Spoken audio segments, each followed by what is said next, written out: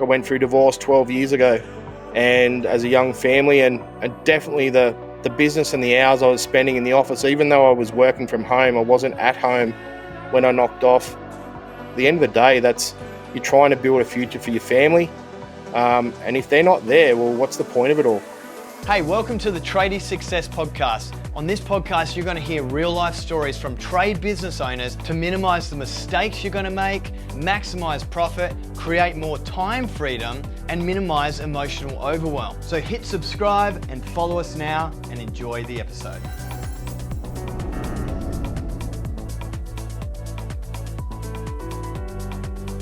Hey everyone, welcome to the Tradie Success Podcast. Here today with Nick Mullins from Des Mullins Electrical and Solar. Thanks for joining us, Nick. Thanks for having us on, Greg.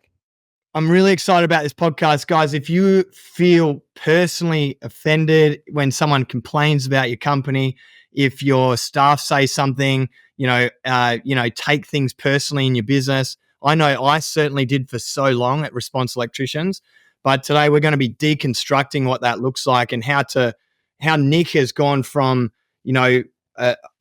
growing up with his dad and his business and then, transferring over to running his own business and all of those mindsets and beliefs in that what he's, developed over time, and then to see the company as a separate entity. So really excited to be talking about this today with you, Nick. Thanks, Greg. Man, it's I think the great thing to start on was, how did you get started in business? And we'll roll through and actually paint a picture for the audience, and then we can talk about, how you've become comfortable to now hand over to your team and really help them thrive and grow. Yeah, well, I sort of make the joke that I sort of did the longest apprenticeship in history. I reckon I started as a 12-year-old back in the 80s, going to work with Dad on school holidays when job sites weren't what they are now with OH&S and whatever, and Mum and Dad were both working, running businesses. So school holidays, you had the option of going to Nan and Pop's and sitting on the lounge all day, or going to work with Dad. And yeah, I was interested in electrical. I was probably 12 or 13 when I fitted off my first PowerPoint and got involved. Dad ran a large commercial electrical company with his partner through the 80s. They had 30 or 40 Sparkies doing public work jobs. So they had a very large business, which we grew up in school holidays and worked alongside other tradesmen and learned how to communicate with the older generation. I think young kids that are exposed to adults and socializing in that adult environment, definitely grow up a lot quicker than if you're at the park or down the river swimming or school holidays with your mates. With all the kids, yeah, 100%. What was it like growing up with your parents being in a trade business? Because obviously a lot of us started trade business and our parents weren't trade business owners, and we want to provide a certain lifestyle for our kids being trade business owners. You were on the receiving end of that as well. So what was that like for you growing up in your dad's, company? And I think growing up, you're sort of insulated from it as a child. Your parents obviously try and do the best, so you're sort of insulated from all the things that we experience now. And the old days, we sort of only had one annual holiday at Christmas. We went down the coast every year for our 2 weeks away, and the rest of the time we just get used to seeing Dad work from sort of daylight to dusk. Back in those days, there was no mobile phones, so a lot of the times the next day's jobs were organised before dinner on the kitchen table with a landline phone and a notepad, booking in jobs for tomorrow and everything else. So yeah, how business has evolved and come along, but it's definitely, you do learn as you come along, and you start to think that that's the way business has to be. Yeah, I was on the tail end of that paper copy, era where I was, in my apprenticeship and early days as a tradesperson, rock up at the office in the morning, and you got your stack of jobs that you had to go out and do with the paper, and then you'd take it out in order and fill out your sheet of paper, and then by the end of the day or next morning you had to hand them all in to the admin. And yeah, well, and even back in those days where they had office staff and admin and everything else, but there wasn't the direct line of communications they didn't have. Once you left the workshop of a morning, you weren't able to, it was very hard unless you checked in at lunchtime to get any messages or there was an emergency breakdown or whatever, you'd Mm. see one of the office ladies driving out to site to tell someone that there was a job they had to go and do. Yeah, true. Yeah, that's right. Yeah, I didn't experience that part because it was the mobile phones that were around. So that's interesting, and to think that it must have been a lot easier in a way because you're not constantly getting phone calls and throughout the day as a tradesperson, but also from clients and stuff as well, I guess. So it's interesting to think back what it would have been like back then. Yeah, so I started my trade in 1991, sort of finished year 12. 11 and 12, really, Dad just said to me, you have to finish year 12. So I wasn't the best scholar. Really, year 11 and 12 was really just a social couple of years for me. I was younger in my years, so I just had to tick the box that I'd done year 12. And then when everyone went off to schoolies or whatever else they did, I got told, yeah, mate, that's all right. You're finished now. You're straight on the tools. Your apprenticeship starts in November. Yeah, right. we we went straight into it. My cousin and I both started in the business. Dad was partners with my uncle, so we sort of worked side by side. It started from there. I did 12 months there, and then Dad and his partner actually left the industry for 4 years. They went ostrich farming, so they got into commercial ostrich farming, and they ramped up in a big way here with a big farm. They had 30 breeding pair, and they were breeding thousands of chicks a year. They were the first in Australia to import ostriches from South Africa through Yeah, the right. Cocos Islands and in there. So I went to a large other commercial electrical business in town here, and it was a great experience. We did a lot of university and bigger project work, and we just learnt skills of working with a bigger team, a team environment, exposed to a lot of different facets of electrical, fire, data. Back in those days, there wasn't so much. Well, there wasn't any of the renewables and the extra add-ons now with energy that the electrical industry now provides so much opportunity for apprentices and tradies alike to go into. Yeah, and that's a massively growing sector in the industry. So that's exciting. We can chat more about that in a sec. Do you remember what you were on as a first year apprentice? Can you remember hourly rate? Think I was on about $168 a week as a first year. What's that per hour? Oh, About I $4. don't. It wasn't much. It Yeah, was single. It was single numbers. yeah, I used to go and put ceiling fans in on a Saturday morning. I worked out, as you know, like once you have to do a job by yourself, you learn how to get efficient at doing jobs. You soon learn once you've crawled in and out of a roof 3 or 4 times because the cables got stuck to tie the draw wires and that on right. So Saturday morning, particularly in summer, you'd go and put a couple of ceiling fans in for a couple of $100 and you'd more than your whole week's wages, and that was your social money for the weekend to do whatever you had to do. yeah, totally. Oh, funny. So you're big in solar now, and getting ready for the battery era that we're about to break into. What are you most excited about in that space? Oh, look, new products coming on, and just helping our customers get control of their energy costs. Because we have a large commercial base of customers, we got into solar in 2010 when we call them the golden days, when the 60-cent bonus scheme was on in New South Wales, and um, there was only Dad and I, and we had all this opportunity, so we put an apprentice on. So I remember October, uh, it sort of all started, and we had one of our good customers come to us and say, hey, this sales guy wants to sell me this solar system, but I really want you guys to be the ones that put it in. So I said, I went and did the training, and then we kicked off, and we really then we had an instant conduit into the work with all our commercial customers because it was such a big money spinner for both customers and us. Back then we were doing a 10 kilowatt solar system for 45 grand.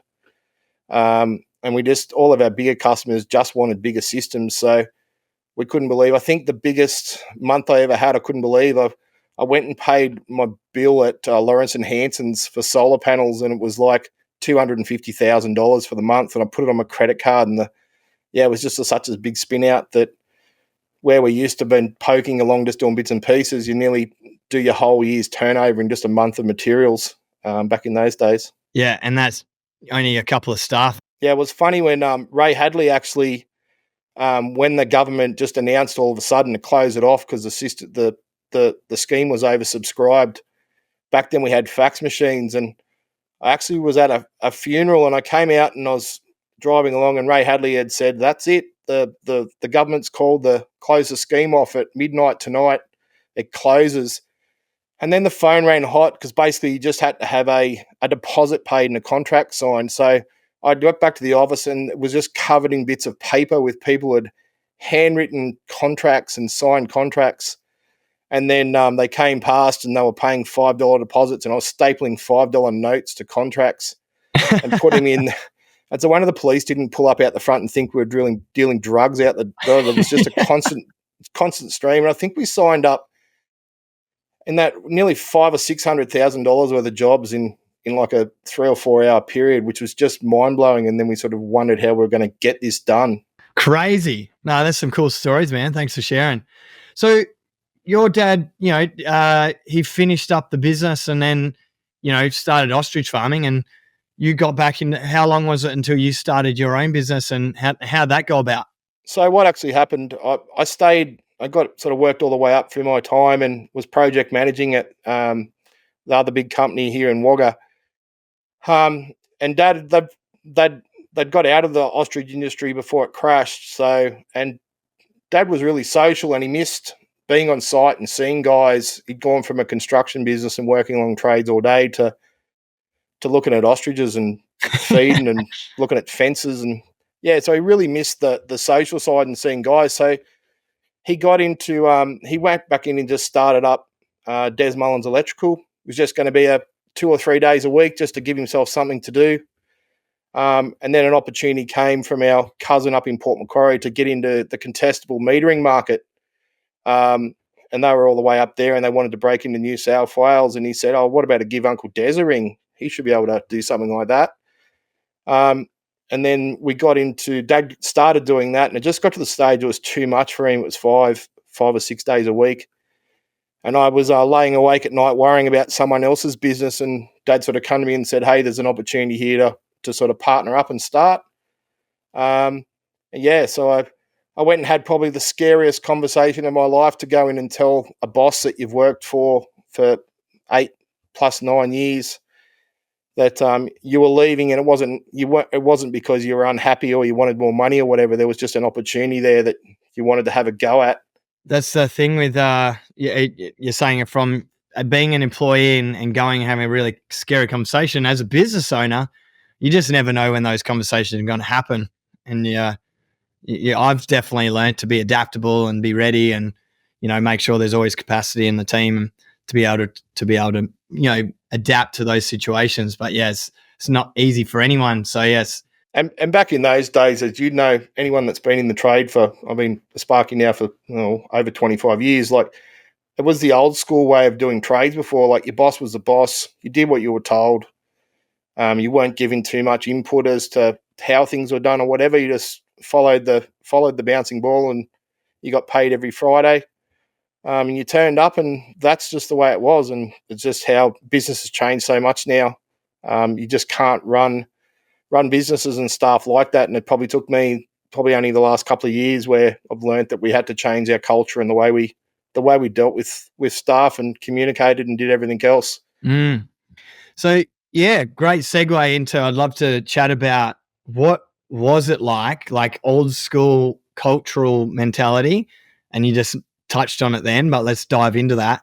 And how has it changed for you now, and what impact has it had? What have you really noticed in terms of the difference? I think I was sort of stuck in the fact that when you live small businesses, whatever trade you are, and you're working 12, 14 hours a day by the time you come home and do your quotes and invoices, that I think you really start to get it ground into you, that, and you do take it so personal because it's your life. And then when you get your staff come on, and you've just got to be so careful about how you handle that. And that's why I sort of spoke before about not taking it so personally. Is I really used to get uptight about, I'd be on the site trying to work alongside the boys, and I'd be doing quotes, and have to go back to the office and do invoicing, and then you'd leave instructions and you'd get back and it wasn't quite done how you wanted it, or things weren't finished when they should have been finished, and you sort of get worked up and certainly didn't communicate the right way to your boys. And we definitely haven't done it right over the years. Like, we have had a churn of some apprentices and staff that weren't happy with the situation, or were chasing more money, or whatever the case may be, and the challenges that we all go through. But yeah, I think the big point for me, the changing point, was once I started in the academy and I listened to a lot of books in the car, because I spent a lot of time in the car, and listened to how to make friends and influence people. And I think Yeah. anyone that does listen to that book, it will totally, the light should come on over your head, and start to self-reflect and look in the mirror and go, hey, well, maybe the reason that we can't keep our staff, or we can't, or staff are not happy, is really, you have to look in the mirror, and it starts with the owner, or the person that's leading or steering the ship. That's where the change has to start. There is what I found. I've read so many books on, the CEO level, like the top of the, business owner sort of hat when you're coming in, and whether you're employed to be a CEO or you've grown to that role where you're solely a CEO, but how you need to think within the business structure. And at the end of the day, every, sole trader all the way through to 100 plus staff, if you're the business owner, you're the CEO as well. That's like some capacity. And because you're the CEO, every problem is your problem. Like, every problem is your responsibility. And if you can take a mindset, what I've learned is, if I can take a mindset of like, what could have I done that could have fixed that, and how am I responsible for this? And what can we do moving forward to make sure that that doesn't happen again? At the end of the day, us as business owners, we've got to take that responsibility, because otherwise it's so easy to blame, isn't it? It's so easy to be like, you should know that. Or why don't we do it this way? Why don't we, like, how can we take our own responsibility? I find that really hard sometimes. We have had tradies come in from outside, and I think that's a challenge, is staff that come into to your to your world, really, because that's what it is when you're the owner. You know how you like things done, and whether it's how they present, or whatever else, you're sort of bringing habits into or other sort of habits into your own culture, and it's really hard to bring new staff in, and maintain that high level of culture that you've got, whether it's with your customers, communication, or whatever else, Mm. and not upset your existing staff that have been there with you. Like Mitch, who's my team leader, my leading hand, he's been with me 11 years. So there's photos of Mitch on our website of when he was a first year apprentice doing solar. To have someone that's been with you side by side for 11 years is very rare in this day and age. And to have Mitch, and I've got Brody and Jaden as well. They're a great young team. We're only a small team, but they all get on great. And to have them there, it's the same as having me there. You know what I mean? And that's great to have as the owner, and Yeah. that's helped me step back and release a few of that responsibilities. Like, it's not my responsibility now to get the jobs done on site, unless they need an opinion, or I've got a bit of a question. But yeah, that's not my responsibility now to be putting PowerPoints on straight and making sure wires and catenaries are run quick. It's just not where my value is into the business. Yeah, you're seeing it as the whole team mentality. We all have our positions we've got to play. What would you say? Because I know a lot of people are struggling with this, like letting go, whether it's letting go of admin, letting go of invoicing, letting go of going to site and doing the jobs. How do you, like, what process did you go through to get to the place where you felt comfortable enough to let go? It's really uncomfortable, like when you start. Um, and maybe I think at the start I just decided to step back a couple of days a week. That's where it started. And then you still feel like you're still all over what's happening on site, because you still are there on the fringe. But by stepping back 1 or 2 days a week at the start, you soon learn that, hey, I wasn't there today, and look, the boys got all the jobs done right, and the job cards are done, and I haven't had any complaints from customers. Like, maybe I don't need to be there micromanaging and holding hands and all that. And then it slowly went from 2 days to 3 days to then yeah, we're really, unless I need to, I'm not going to site. We have a pre-start here in the office. Um, I find that we've been using ServiceMate since 2013. I was looking this morning, so 11 years. We've always been an early adopter. We try and whether it's technology or new facets of the trade. Um, and I couldn't imagine going back to any paper now in my business. But when I'm out quoting and site surveys, there's always lots of photos taken, so that just makes the pre-start meetings and that easy. I don't need to go and show them on site. I can just say, hey guys, this is what we're looking at today. This is what I sort of think, but I certainly don't know the best way to do everything. If you think it's better off to do it another way, go your hardest. Let me know if you need any questions or whatever. And whether it's Mitch or Brody or Jaden, they can take a photo on site and just it goes into the software, and I can open up a photo from the office and go, yeah, that's great, good job. Yeah, you don't have to do that site inspection yourself. Like, is using technology to be able to create that. And the other thing I learned off you was when you start to step back, the staff too will feel that like that they don't trust themselves to make that decisions. Like even though you do trust them, they're tradies. Like they've worked with you, especially Mitch, for 11 years. Like they know it has to be done.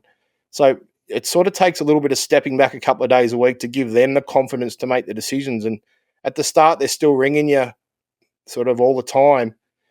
And then you taught us about the 5 minute rule. Like I've sort of got a rule. Like I just started like even if I can ring them back straight away, I don't ring them back for sort of 5 minutes or 10 minutes. And generally, you'll find they'll go, "Hey, we've got to move forward. We've got to make a decision," and they'll make a decision. And then I'll ring them back and go, "How'd you go? Sorry, I was just doing something, finishing up a quote or whatever else." And they go, "Oh, it's right. We've sorted it out now. It's all good." 95% of the time they sort it out, eh? It just empowers them as well to make that decision, and that helps them grow too, grow professionally as well. No, I love that's worked for you. And yeah, it's such an effective strategy to really help them build confidence and to be able to know that they can do it themselves. And then for you to come in and be like, oh, good job. You know, like I knew you could do it. That's awesome. Yeah, and the positive reinforcement all the time. Like I remember as a young guy, like the little pats on the back, like yeah, it takes 2 seconds to say good job or that's that looked really good. I noticed that photos. I always say to my guys, like when you take a photo on ServiceMate, that's just not so we can keep track and prove to the customer that the light works or the PowerPoint was straight or when we left or whatever else. It's a final visual check that you look at it and go, hey, I'd be happy to put that on Instagram or Facebook or whatever else and say, hey guys, look what I did today. Like that's sort of what we strive for in the business. What do you think? You've done a lot of cultural upgrades in the last couple of years. Like, what are some of the other things you feel like you've brought in to help with the culture, like the modern day culture compared to the way it used to be? Definitely collaboration, like empowering the boys to steer the facets of how we do the work or what we need. If we need new tools, like because I'm not on site all the time now, and I've said to the boys, like I don't actually know what you need on site. If you need something, you just need to tell me and give them the confidence so they can come into the office and say, hey, we're struggling with this. Can we get something to help with this? It takes a while to build the confidence when you've had an old culture of the boss is the hierarchy and what he says goes. It takes a while to break down those barriers to give your staff the confidence to be able to come into the office and say, hey, can we change this? Or I'm not happy with that, or this is what we need to do. And that's still evolving. You know, it's not there 100% yet. But yeah, we're constantly working on it to make improvements. That's awesome. Yeah, the collaboration is massive. Like one of my favorite things to do is and teach is to get your team together and just be like, what is the ultimate tradesperson, whatever trade it is for you guys? It's the ultimate electrician look like. What do they do?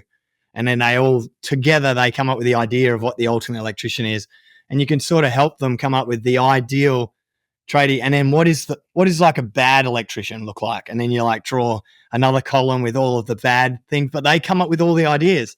And it's like, this is what you said, guys. And it's pretty much on the money, you know, like every time they come up with, you know, but it's funny when they say these things, it's a lot of the time they're not doing it because it's not conscious and not clear that that's what we expect or that's what we want as a business owner or as a business.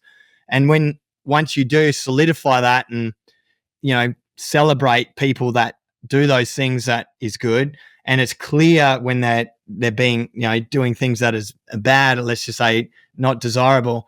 The clarity is key. Have you implemented anything to create more clarity with your team so that they know what's right and what's wrong, and how's that helped you and the team? We are developing the roles at the moment, so that everyone's got a clear idea of a path to success or growth, whether that's up through your apprentices or your tradies, so that they know, instead of me just getting cranky because, oh, you should have known that, you should have done that. Like, really, they don't. Everyone's got a busy life, and they're not going home thinking about work like we all do when you're the business owner. So yeah, he's trying to develop some framework for them so they can see exactly when they finish a job. They've got to take the end of photos, talk to the customer, run them through like all the little 1% things that makes your company stand out from the next guy. Because down here in Wagga, there is hundreds of electricians. And if we're the same as everyone else, there's no reason for our customers not to just ring someone else. Such a good point. So, love to dive into some of what you feel has been the most challenging parts of business. Like, what do you feel has had you like really struggling to understand what to do, or just some times that you can reflect back on? And wearing all the hats as the academy teachers, and with when you're a small business or whatever, you do have to wear that, but you sort of haven't got the awareness of what that's actually doing to you financially, personally. Like personally for myself, like I went through divorce 12 years ago, and as a young family, and definitely the business and the hours I was spending in the office, even though I was working from home, I wasn't at home when I knocked off. I still wasn't home. So it definitely had a massive impact to my marriage. My ex-wife and I have a great friendship now. So the kids are happy, and the lesson I sort of say to people, all the young guys, like at the end of the day, that customer that you're neglecting your family for or whatever, he's really not going to care if your wife's cranky or whatever. But at the end of the day, you're trying to build a future for your family. And if they're not there, well, what's the point of it all? Like, you know what I mean? So learning that separation now, the last sort of since that happened, like now school holidays when my kids are with me, there's very little happens here in the office on my side. The work's scheduled, the boys get the work done. If I've got to go and do stuff, well, I do. But generally, it's no good putting your family first after it's all unfolded and it's gone to shit. So yeah, that's a massive lesson. Yeah, so really, and that's enabled me to sort of look at focusing with staff. Like we don't work weekends. Like I can't even remember the last time we worked on a weekend. It'd be 3 or 4 years ago. Like we basically work Monday to Friday. A little bit of on-call stuff, which I generally take care of. But if I'm away, Mitch sort of steps in. But yeah, the work-life balance thing is really important for me and for the staff. That must have been so challenging to go through that divorce. Like in that time, were you aware that it was happening, or you just thought, I have to do this, I have to work? Not at all, mate. Like there was the signs were obviously there, but I didn't see them because I was in the office. I was quoting, or it was right around the time of when that solar boom was happening. So I was just trying to head down, trying to get through the workload. So obviously, yeah, unfortunate. My son's actually here this week doing work experience with us. So he's got his yellow shirt on.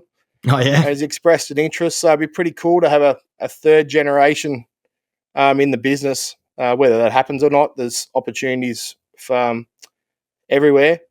But yeah, it'd be certainly pretty cool to have a third generation electrician in the business. That would be very cool. Yeah.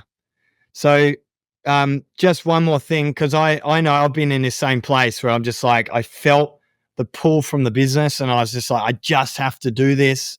I'm doing it for our family. Can't you see like how hard I'm working? I'm so stressed at the moment. So like, I feel like that's a pretty common thread with trade business owners out there. And, with doing it for the family, but then we don't have the awareness that we're actually destroying the family by doing it for the family. And I think it's more so, it's maybe if your partner works in the business, they may see the pressure that's involved. But um, my ex-wife was a teacher, so she wasn't involved in the business or aware of the business at all. We had our separate avenues of contributing to the family, and I think that's it's sort of easy to lose track, and you just think that, oh, I just have to keep going. But yeah, it's definitely got to be a family focus and communication on, are you feeling pressured? What pressure that's putting on your family, and having an awareness to step back as, hey, maybe that if I miss that deadline or that quote, well, there's going to be other opportunities. That family first. That's all the point. And there was customers. I'd have customers ring me 8 o'clock at night, weekends or whatever. I'd always take that call. Whereas now there's a separation. Like, unless the joint's on fire, it's like there's no reason it can't wait till work time tomorrow. Yeah. Automated booking forms and everything through our software. They can always log jobs. There's no one's not hasn't got access to getting stuff done, but you've just really got to put some strong boundaries in place to protect your family. Yeah, Yeah, 100%. Yeah, I know with Frankie, she's always pulled me up for like, you care more about the business than us, like in times where it's like real high pressure. And like the solution for me was just to learn how to communicate first, communicate before it's a problem. Because before I'll just be like, I just got to fix this, then I can be back there and I could be back in a good place again. But it's like, if it's so hard sometimes when you're in the thick of it to just start talking about how bad it is, because you sort of don't want to admit how bad it is as well. as the role model, we feel we've got to carry the weight. We've got to make it happen. The answer every time is communicating, and just with those jobs as well, like communicating to the clients, like, is it okay if I do it on Monday next week? And like, a lot of the time, like, yeah, that's fine. We put this pressure on ourselves, like, they want it done today, we're going to do it now. Like, sometimes it's, just a simple question can fix that problem. And I think just being organised as well. Like, I'm a big user of Asana now, the software Asana, which you got us onto and did some training. And to have your tasks organised and your time and your quotes and everything in front of you, and you can straight away look at it and go, well, I really can't fit any more into this morning. It can get done tomorrow morning, or it can get done later in the week, or whatever else. Like, and just it's really about that awareness of what it's doing to everything around you and your staff as well. 100%. Yeah, if we're keeping it all in our mind, that's where it's you got brain constipation. It's like you just can't get organized in your brain very well. And I don't think this would be a podcast with Nick Mullins if we didn't talk about the brain dump that I know you get so much benefit from, and and you've been sharing in the academy as well. So can you talk us through your process for that and how that helps you now? Well, basically, the brain dumps just through Asana. So just get everything out of my head, instead of going down when you've knocked off work. Here I've still worked from home, so I've only got to walk 10 meters down to the house, and I'm knocked off. But I'm not truly knocked off when I've still got things buzzing around in my head. But tomorrow I've got to order this, and tomorrow I've got to do that, and before I start, I've got to set up this job or the job pack or whatever else. And it's just to get that all out of your head, and on whether it's just on a notepad. So when you come in the morning, sitting on your keyboard, so your day's half organised. I just found your sleep improves straight away. Your head's still not going at 1,000,000 miles an hour at 10 o'clock at night, because you've got to try and remember all these things. It's out of your head and it's in front of you. Whether you're spending time with your kids, you're still not thinking about and grabbing your phone and sending emails and do whatever while you're sort of focused. It's really just helps keep everything in line. Yeah, keeps everything. Oh, it keeps it out of your brain. I like to think of it as computer RAM. You got to close those applications to make the computer run fast again. And our brain is just a computer. And it is a habit you have to keep building on. Like, I do have weeks where I'll forget to do it for a week, and then you go, hey, I've just got to get back into the habit of getting this out, because that's a constant struggle to just keep on that. Yeah, just keep going down your system's path, and it works. You've just got to not fold, but fall back into bad old habits that we've all had for 20 years. Yeah, it's so true. Just while you were talking about just preparing jobs and preparing, pricing and stuff like that, what's some of the things you've learnt around, effective quoting and pricing and ways to, help a customer feel comfortable around pricing for what you do? I think the first thing that one of the major lessons I learned with the academy was your cost of operations. Like you've got to learn what it costs you to run your business at the level you want to run it. Like um, I sort of learnt from dad. You think, oh yeah, well, I found an old paper job card in the office here the other day. I was showing the guys of what a Nika job card used to look like, whereas now we run software. And there was figures on there like we're working for $35 an hour, and you just look at that now and you just think, I won't even, yeah, I wouldn't even. The boys won't even go to work for that. So, yeah, learn your cost of what it costs you to do an hour's work. Build profit into your hourly rate, and have the confidence that that's what you need to charge to run your Mm. business. Like, it's really uncomfortable when you start to go, oh, gee, that's really expensive. How can I just can't charge that? Well, the reality is you do. Otherwise, you're giving your value away. Learn your value and just know that not all the customers are going to like that price. There will be guys out there that will be cheaper, whether they're working their cost of operations out from work, talking to mates at the pub and going, oh, well, I charge $65 an hour. Was, oh, well, I'll charge that. That must be the going rate. Yeah. And it's not till they work their first year of business when they think they've made money, and then the second year they've got to start paying their extra tax, that all of a sudden there's no money in the bank. I'm doing all this work. It just doesn't seem to ever, the bank account never goes up. Mm. A car breaks down or something happens and you just haven't got the money to cover that with. Because we've been in business for 20 years, we do have a comfortable buffer with that, but you've still got to be awareness of that you are profitable. I sort of know each day now exactly how much money we have to invoice and weekly to maintain our profit, so that we can pay the boys good wages and pay staff and pay incentives and do everything we need to do to keep everyone happy and have a successful workplace. Yeah, and you, right? And you, because yeah, if we don't have the money, we're comfortable paying everyone, but then all of a sudden we're like, I've got no money. I'm putting money back into the business to keep everyone employed. And that comes about being able to attract new staff as well, new culture. I really believe we're trying to build our culture to do a job out of. I've had some coaching with Jen, and we're working on how we're going to present that with some new ads now. At the end of the day, every ad has a company vehicle. Everyone gives a phone. Everyone has above award wages. Like, Yeah. the only thing that's going to set you aside is to build a happy workplace and a culture where people want to come to work. If I did say to the boys, oh, look, I'm really sorry, but can anyone work on Saturday just to help for a couple of hours? They'll say, yeah, they can. If someone can't because they've got footy on, well, that's fine. That's outside that hours. But yeah, we've got to sort of try and build a happy, so it becomes their second home, I suppose. That's what you're trying to build. Well, you're at work a lot, hey? Like at work as much as you are at home. So got to make it a good one. Now, circling back to what we kicked this off on is, learning how to separate yourself from the business entity. And I think even when I started, pricing more and feeling really worried when someone complained about the price, I took it personally. Like, what do you mean? Like, Greg was response. And so, like, if we got a bad review or a complaint from a staff member that did something, I felt like I was personally being abused, or, it was me that they were talking to. So, what have you learned, to separate yourself, Nick Mullins, from the company entity? Once again, it comes back to, like I said at the start, separating and not taking things personally. You got to, when there's an objection or whatever, you got to know that that's not an attack on Nick Mullins.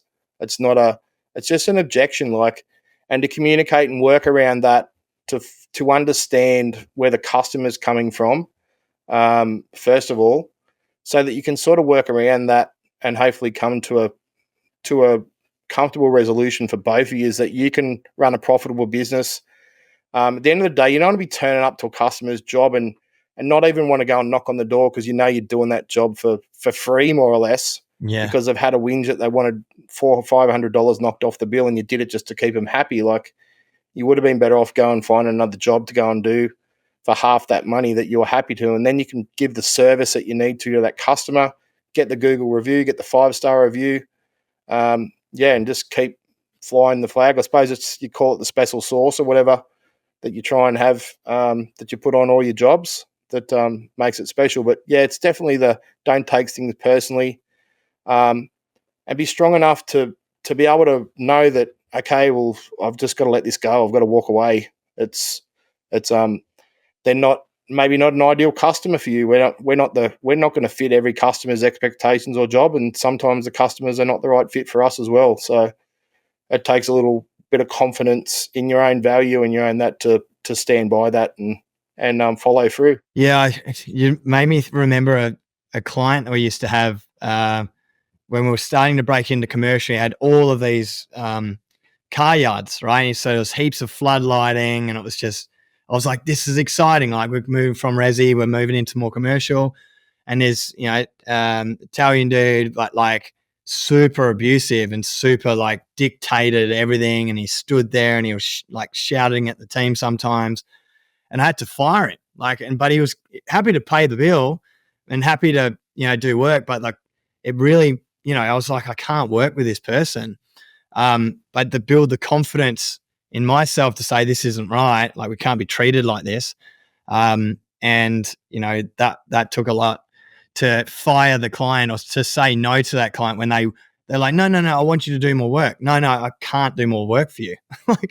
So drawing a line in the sand there and standing by your values and what you stand for as a company. And your ideal customer is out there, and it takes a while to build. Like our number one customer in our clientele, we've had and done work for 40 years. Like my father did work and business with their father, and it's a generational thing. And we've had open discussions in the office, and they've said, look, we know you guys are not the cheapest electricians in town. We don't want the best. We don't want the cheapest electrician.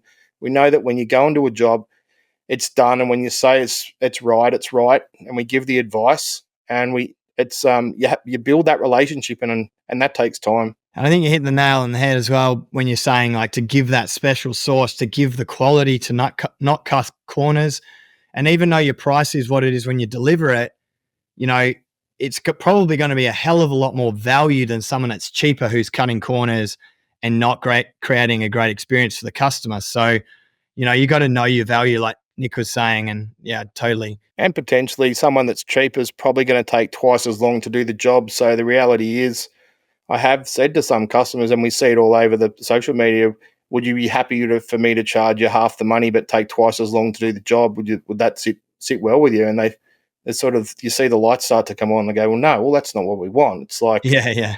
It's as you said before, it comes down to communication. And tradies are not that. We're just not good communicators. It's a skill we have to learn.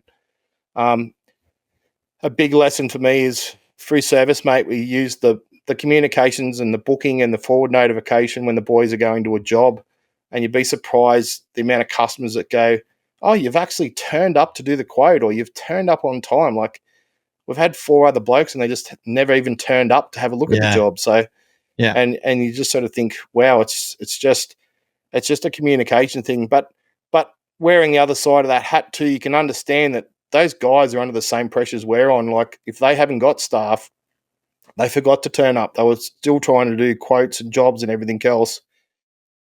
And it just becomes that snowball that's gathering momentum down the hill, and it's not long before your arms and legs are hanging out the side of it, and you just can't control the thing, and it's just running away down the hill. Yeah, man, I still remember like way back when I started, just getting phone calls when I rocked up to a job already to do a great job for someone. I get a phone call, I was meant to be at another job. I was like double booked.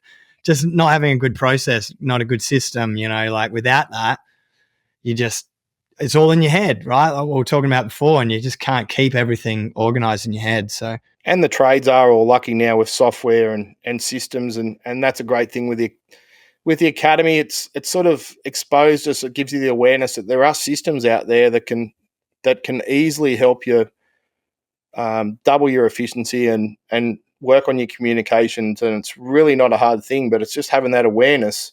You get stuck in your rut if you think that's how it has to be. like, as you know, Loom's been a great thing for me. Like, I deliver a lot of quotes with Loom, recorded quotes.